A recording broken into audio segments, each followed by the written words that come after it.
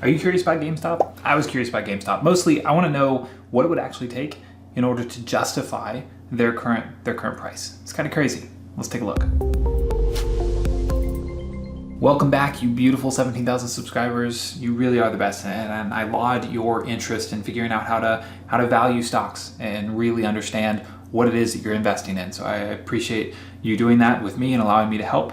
I'm excited to look into GameStop. They're reporting earnings on Wednesday. That's the first in next week, and so I'm excited to see what's going on here. Their stock price is still really elevated compared to where it was before the meme stock mania took place in the beginning of 2021. You know, the price there. Let's have a chart pulled up here. So this is, let's go all time here and just zoom in. Look at how much of a difference that makes whenever we take out the meme stock line there.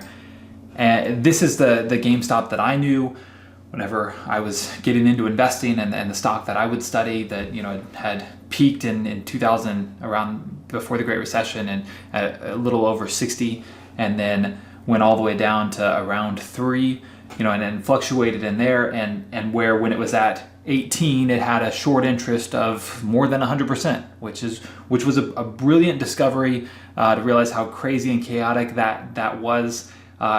And so, you know, I don't begrudge anybody for taking advantage of that. I am a little confused about the way that it played out. You know, the Reddit and the Wall Street, and I put together a video that I'll link to where I explained everything that happened around that meme stock madness at that time. I was a little confused about what the plan was. You know, I understand the idea of sticking it to Wall Street, and that was a great way to do it. But, you know, you take some of the videos from like Meet Kevin, for example, in the beginning where, you know, we're just going to ride this thing all the way to 1,000, and then I'm with you. I never understood what the plan was once it got to 1,000, and I didn't, to be fair, maybe you guys can let me know, I didn't keep up enough with it. I was definitely busy with many other things to follow everything that was going on there. But if it got to 1,000, you know, it always occurred to me, if it actually did get to 1,000 and everybody at that point was like, okay, got to 1,000, we're getting out right now. You can't just leave and cash in at your 1,000, because it's only worth 1,000 if somebody's actually going to pay you 1,000 for it, right? And so if once it got to 1,000, everybody went to enter their sell order, and there was nobody on the buy side, you can't sell it for 1,000. That's when you have big gaps in the price of a stock. And so if everybody at 1,000 decided to sell out, it's dropping right back down to where somebody's willing to pick it up for. You know, let's say 20.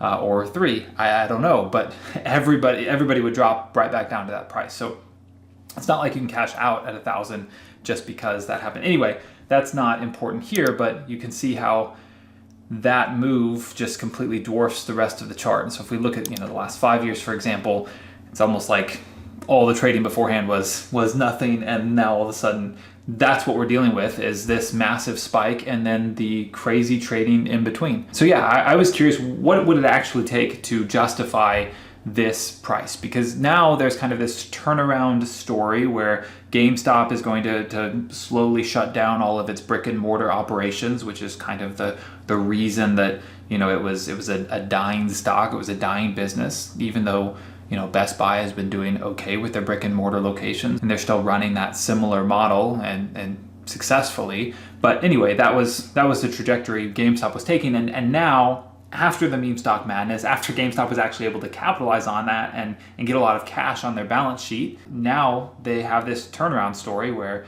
they're closing down those businesses, and they're focusing more on e-commerce, which is nothing new. It's not like a new innovation or anything. They're not the only players in that space. And then they have a few other kind of crazy out there ideas that they're trying to take advantage of. So I wanted to look at what kind of growth would they have to realize in order to justify this price. And that was actually more difficult than I thought it would be. So let's jump over here to Simply Wall Street, and, you know, we can look at this outline of where GameStop sits. Their health is fantastic. And that's because, like I said, they were able to cash in on some of that massive price movement. They were able to bring in a lot of cash because their share price was so high, and they were able to pay off debt because of it. So they have a flawless balance sheet now, a lot of cash on hand, which a lot of people are pointing to as a good opportunity to allow for this turnaround story, which is not untrue, but they also have a big hole to dig themselves out of.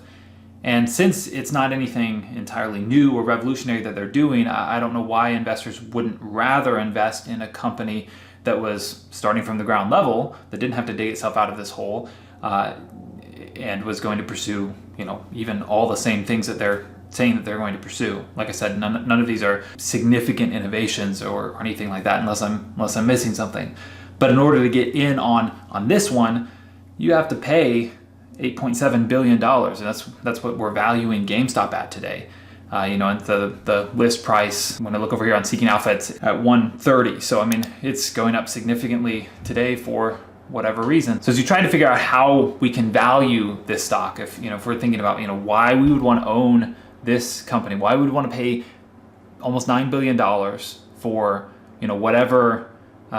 whatever long-term play you're seeing here, whatever innovation you think they're onto. They're going to use the GameStop name, which sure is recognized to build out this brand, fine. But we have to pay $9 billion to get in at the ground level when they're losing a significant amount of money. That's what I'm trying to make heads or tails of and figure out what's that worth to me to do that.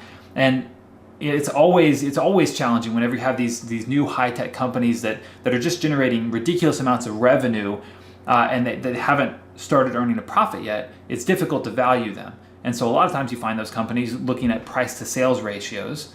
So they're basing it based on the revenue per share that they're bringing in. That's where they're coming up with their valuation. And I would hate to do that with a company like GameStop that's been around for a long time, that's had profits in the past. That feels weird to do when it has, comparable companies like Best Buy, for example, who don't have to do that because they actually have earnings. They have so many other variables that we could look at, but GameStop doesn't have any of those. They don't have earnings. They have negative earnings.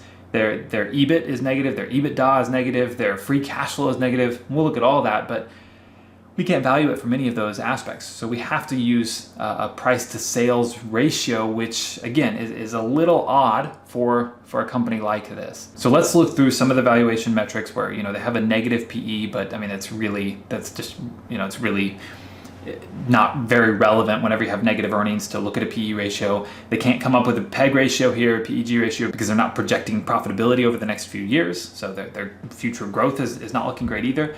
And the price to book ratio is 5.5x. You're paying 5.5 times what their book is worth, what they could sell all their assets for. So by no valuation metric does it look good, which I'm sure that doesn't come as any surprise. And if we look over at SeekingAlpha and try to look at the valuation metrics there, most of them are not applicable because there is no earnings to be able to calculate any of this. There's no growth. Their EBITDA is negative. Their EBIT's negative. You can't calculate. Cash flow is negative. You can't calculate anything that's meaningful, and so they just have to leave it off. All they can look at is sales and then their book, which they don't score very, very highly on. So whenever we go to evaluation, which was a struggle, but whenever we do evaluation here at the end, I'm gonna have to look at price to sales, which is not ideal here, but I'm gonna show you what it would take in order to justify the price that they have today. So if we look at their future growth, they are projecting growing a 16% growth on a negative number is a bit odd to comprehend. But I mean, if you take off revenue here, you can see that even with their projections, they're still, even with the two analysts that are covering it, their best estimates, they're still in the red here. They're still negative. You throw on free cash flow, it's negative for the most part. Cash flow from operations, negative. So that's what we're working with, which makes it extremely difficult to come up with any sort of meaningful valuation that we can latch onto. If we look at their past performance, they have had earnings in the past, but you're going to see in 2018, 2019, this is when a lot of the short interest started to really ramp up and they started to pile on because they went negative, they were unprofitable, they had been kind of declining, their revenues had been declining for a long time, and then finally their earnings were dipping below, their dividend falls off at this time. So that's what you're going to see when you look at a story of their past. And so all it is today is this turnaround hope that we might be able to have this change in the narrative of GameStop, or it's just still that meme stock euphoria, and it's dependent upon Reddit and Wall Street Bets or people like influencers like Meet Kevin to jump on and say, okay, everybody attack this, and if they do, the price absolutely may skyrocket again. that still doesn't affect its actual value, which is what we're here to try to figure out. Again, if we look at free cash flow, it's been kind of chaotic all over the place. More recently, it's dipped into the negative. Same story with cash flow from operations. It's followed a similar trajectory. They've averaged over the last 5 years a negative 31.7% growth rate, which is obviously terrible. And then over the last year, negative 77.2%, while they were getting all this growth in their stock price. So I'm assuming nobody is buying it based on its the merits of the company as it stands today. They do have that healthy balance sheet. That's the one thing that they can lean on, because they didn't have a particularly healthy balance sheet before the meme stock madness took off. But once it did, you can see here, they definitely capitalized on that, pulling in some cash and equivalents there, selling some shares, making sure that they were able to pay off some debt and have a massive cash reserve here. So now they have $1.2 billion worth of cash to help fund their operations, their losses going forward as they try to develop this massive turnaround story. And if they do, kudos to them. I will be impressed and honestly surprised. But yeah, so they do have a good balance sheet. I'll give them that. Their dividend, as I talked about before, dropped off in 2019. Obviously, that's not part of their story today. Their management is all new, which is probably a good thing, since the previous management had been at the helm while everything was going downward. So that's where your hope is, that they're able to somehow turn things around. I know we just looked at Costco yesterday, 2 days ago, and the CEO's compensation was half what this CEO is being compensated, which is interesting when you compare the two companies. Most of his compensation, though, is in stock-based compensation. You can look here at his salary, just over $100,000, but his total compensation was almost $17 million. And that's coming from stock-based compensation. And that's one thing. Whenever I was looking at the financials here, if you look at the balance sheet, you can look at the shares outstanding. GameStop had been buying up shares, so they've been reducing their shares outstanding, which has been, for the most part, they were increasing it just a little bit here, but they've been reducing their shares outstanding, and that was beneficial to the shareholder, because I still own the same number of shares, whole shares, but now there's less of them out there making up the full piece of the pie, right? So if they cut the number of shares in half, then the value of my share goes up by twice as much, which is great. But now you're starting to see the opposite story, where they're increasing the number of shares outstanding. A lot of that presumably is coming from this stock-based compensation. And you see that here with Matthew Furlong and with Mike, their CFO, where they both have very high compensation. A lot of that coming from their stock-based compensation. Same with their board. It's all relatively young, right? They kicked everybody old out. They got the new team in here. They have a very young management team, very young board relative to other companies. So we'll see if they're able to take their innovations and make this thing turn around. I'm highly suspect.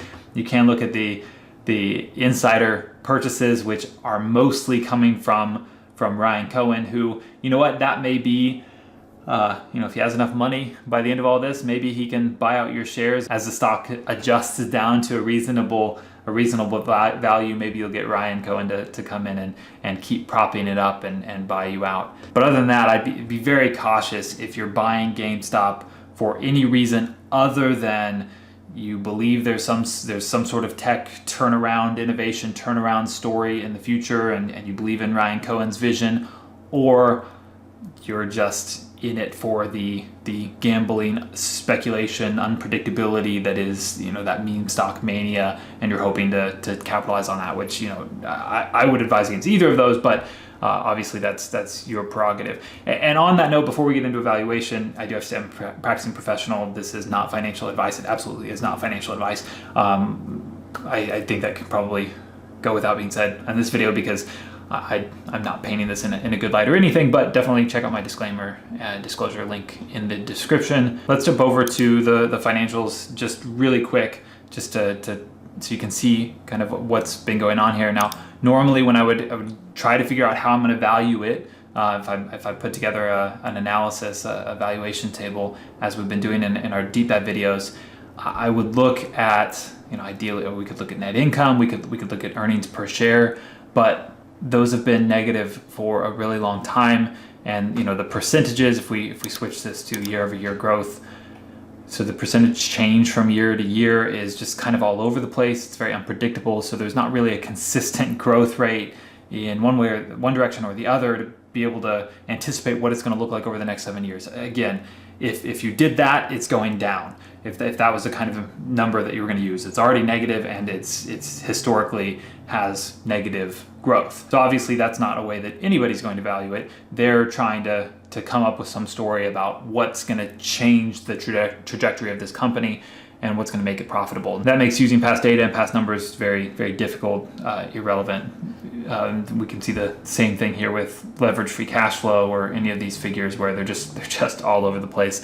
Nothing meaningful that we can use there. So whenever we're coming up with a valuation, just like we saw on Simply Wall Street, we're going to have to start with revenues, which is not ideal. First of all, let's look at what sort of multiple we would need in order to get GameStop to its current value. So right now, its current price is $128. It changes wildly all the time, so that may be different by the time you're watching this, but this is what I wanted to see. So first of all, I had to come up with a terminal multiple. Again, we're using a price to sales ratio or a revenue per share when we look at the per share level. So their revenue per share is right here, 82.79. So that's what I pulled over in here. And then we want a price to sales figure. So right now we saw that their price to sales was sitting at 1.5. We can confirm that over here on SeekingAlpha as well, where their price to sales figure is about 1.4 is what it's showing right here. But it says that the industry average, the sector average is 0.8, 0.9. But when I did a little digging and I looked at brick and mortar peers, so that are actual peers today of GameStop, the number was actually much lower. We can look at Best Buy, for example, and look at what their price to sales number is, and let's even round up to 0.4. That's the multiple that they're using now, and they're all around a relatively healthy, stable company compared to GameStop. And so I pulled that in as my bear case scenario, that's the multiple it's going to command 7 years from now, a 0.4 price to sales ratio. Right, and remember it's at 1.5 today, which I think is extremely high. So I put base case at 0.8, which is what we showed there. It's slightly under. It's rounded down from what the sector is averaging, and I think bull case scenario, let's put it up at 1, which is way higher than any peers than any real peers are realizing right now.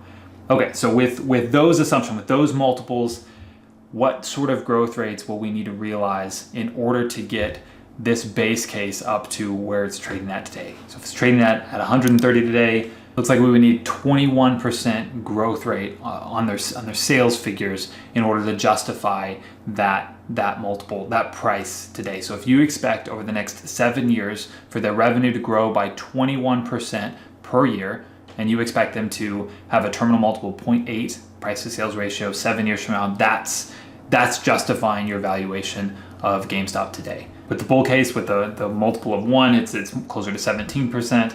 But then here's the fun one. If we look at it compared to an actual peer, it would need, let's see, I think 34%. 34% annualized growth. Every single year their revenue is going up by 34% over the next 7 years to be and with a reasonable multiple, realistic compared to what other companies are getting today. That's what they would need. So somewhere between a 17 and a 34% annualized growth rate of their revenue to justify the price that people are paying for their stock today. What sort of growth have they been getting on the revenue? Looks like it's been kind of all over the place in the past, but really what we would want to look at is since their turnaround story began. And yeah, the annualized figure that came in for January 2022 was 18%. So maybe it's not too crazy after all. We look at the trailing 12 months though, and that seems to be trailing off. So we'll see when they report. this week if they're able to land themselves somewhere between this range to justify their stock price. But anyway, let me know what you think about GameStop in the comments. Am I missing something about its valuation, or is this all still just meme stock madness or wild speculation? I hope this helps. If you really want to learn how to value a company, you should check out these deep dives.